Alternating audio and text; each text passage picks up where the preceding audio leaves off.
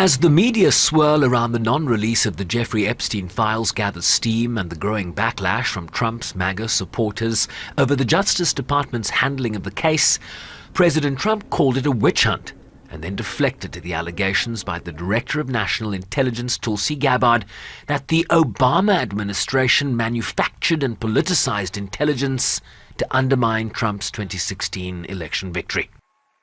Sort of a witch hunt, just a continuation of the witch hunt. The witch hunt that you should be talking about is they caught President Obama absolutely cold, Tulsi Gabbard. What they did to this country in 2016, starting in 2016, but going up all the way going up to 2020 in the election. They tried to rig the election and they got caught. And there should be very severe consequences for that. You know, when we caught Hillary Clinton, I said, you know what? Let's not go too far here. It's the ex-wife of a president, and I thought it was sort of terrible. And I let her off the hook, and I'm very happy I did. But it's time to start, after what they did to me, and whether it's right or wrong, it's time to go after people. Obama's been caught directly. So people say, oh, you know, a group. It's not a group. It's Obama.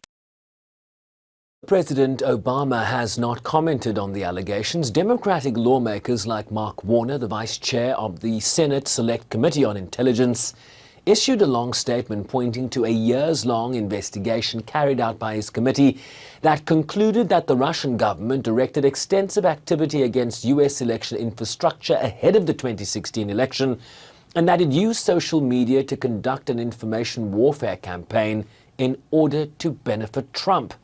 A conclusion, he says, was supported on a unanimous basis by all Republicans and Democrats on that committee.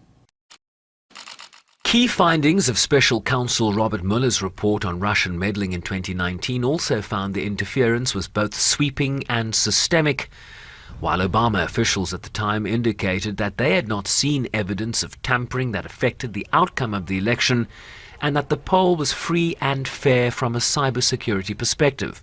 But President Trump remains unmoved.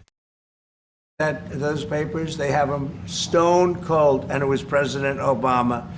It wasn't lots of people all over the place. It was them too. But the leader of the gang was President Obama, Barack Hussein Obama. Have you heard of him? And except for the fact that he gets shielded by the press for his entire life, that's the one they... Look, he's guilty. It's not a question. You know, I like to say, let's give it time. It's there. He's guilty. This was treason. This was every word you can think of. They tried to steal the election.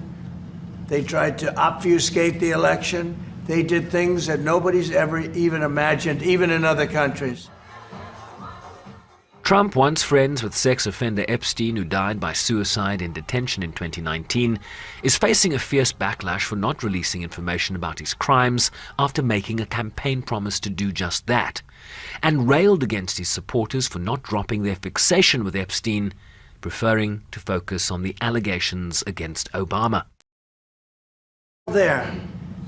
And I guess they figured they're going to put this in classified information and nobody will ever see it again, but it doesn't work that way.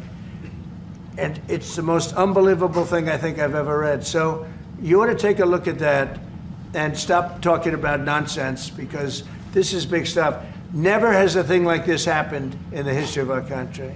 Now, we found absolute, this isn't like evidence, or this is like proof, irrefutable proof that Obama was seditious, that Obama was trying to lead a coup, and it was with Hillary Clinton, with all these other people, but Obama headed it up. And you know, I get a kick when I hear everyone talks about people I never even heard of. It was this one. No, it was Obama. He headed it up, and it says so right in the papers. Got everything. Got everything. This is the biggest scandal in the history of our country. DNI Tulsi Gabbard has made a criminal referral to the Justice Department that must decide on whether any prosecutions are warranted. Sherman Riceby's SABC News, New York.